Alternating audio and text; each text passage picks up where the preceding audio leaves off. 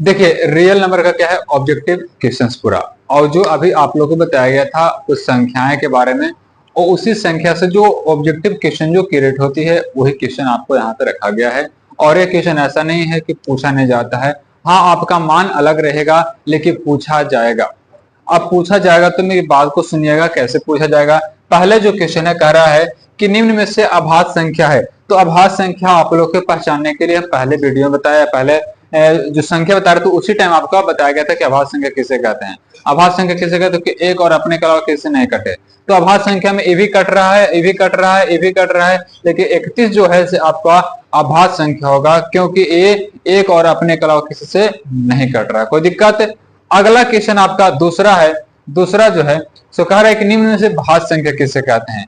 तो बताए थे कि अभाज्य के उल्टा ही भाज्य होता है, अपोजिट। तो भाज्य बताया गया होगा कि वैसी संख्या जो एक और अपने के अलावा किसी अन्य संख्या से भी कट जाता हो उसे भाज्य संख्या कहेंगे। तो आप यहाँ पे 81 हो गया, ये आपका क्या एक से भी कट रहा है, 9 से भी कट रहा है, 3 से भी कट रहा है, 81 से भी कट रहा है, 27 से भी कट रहा है।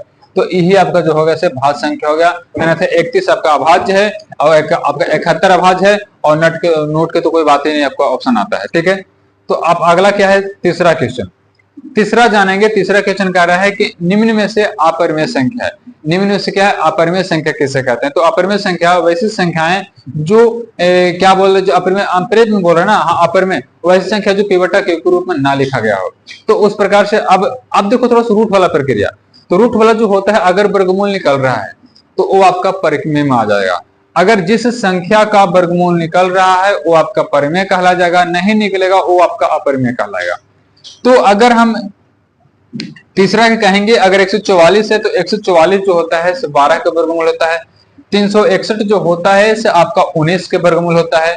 421 जो होता है 421 का कोई वर्गमूल नहीं होता है, 421 का कोई वर्गमूल नहीं होता। तो इसीलिए ऑप्शन नंबर आपका सी में आपका जाता है। ऑप्शन क्या होगा, सी होगा। अब जो बात आ जाता है निम्न में से परिमेय संख्या है। तो निम्न में से परिमेय संख्या किसे कहते हैं, वैसी संख्या जो पिवटा के रूप में, इसमें रूट वाली प्रक्रिया होगी वो आपका अपरिमेय होगा, रूट वाला प्रक्रिया नहीं होगी तो आपका परिमेय संख्या होगा।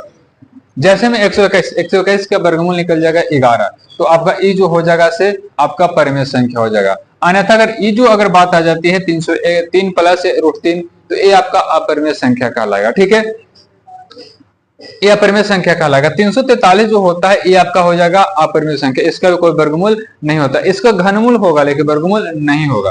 तो ऑप्शन जो होता है ऑप्शन नंबर ए आपका क्रिएट होती है। अब जो बात आ जाता है आपका 5 के, 5 क्वेश्चन है कि 5 प्लस √8 संख्या क्या कहलाएगी।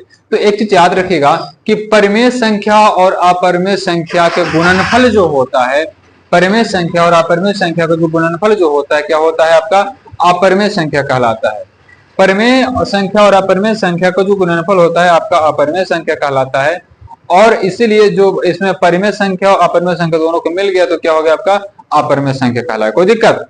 अब जो बात आ जाता है कि 5,3.167 डॉट डॉट डॉट, इस प्रकार से अगर बढ़ते जाएगा, इस प्रकार से क्वेश्चन आता है, अगर इस प्रकार से क्वेश्चन हो तो वो आपका अपरिमेय संख्या कहलाएगा, क्योंकि वो अंत तक नहीं कटेगा, इसलिए वो अपरिमेय संख्या कहलाएगा। तो ऑप्शन नंबर ए जाता है। अगर बात आ जाती है निम्न में से सह अभाज्य संख्या, तो सह अभाज्य संख्याओं के बारे में आप लोगों को बताया गया कि वैसी दो संख्याएं जिनके बीच का एचसीएफ जो होता है 1 होता है, तो वो जो होगा आपका 12-25 का एचसीएफ जो होगा से 1 ही होगा। अगर 16-18 के एचसीएफ 2 हो जाएगा, और 8 और 12 के एचसीएफ क्या हो जाएगा आपका लगभग 4 हो जाएगा। और इन नोट तो जब किसका एचसीएफ 1 आ रहा है, एक किसका रहा है, तो ऑप्शन 12 और 25 का, 12-25 का एचसीएफ क्या मतलब महत्तम, महत्तम किसे कहते हैं, यानी आप एचसीएफ किसे कहते हैं, तो वैसी संख्याएं, वैसी दो संख्याएं, सॉरी महत्तम जो कहते हैं कि वैसी बड़ी से बड़ी संख्या है जो दी गई संख्याओं को पूर्ण रूप से काट देता हो, उसे हम क्या कहेंगे, महत्तम कहेंगे। तो एक के अलावा इसमें बड़ी संख्या कोई हो नहीं सकता है कि जो इन दोनों को काट सकता है।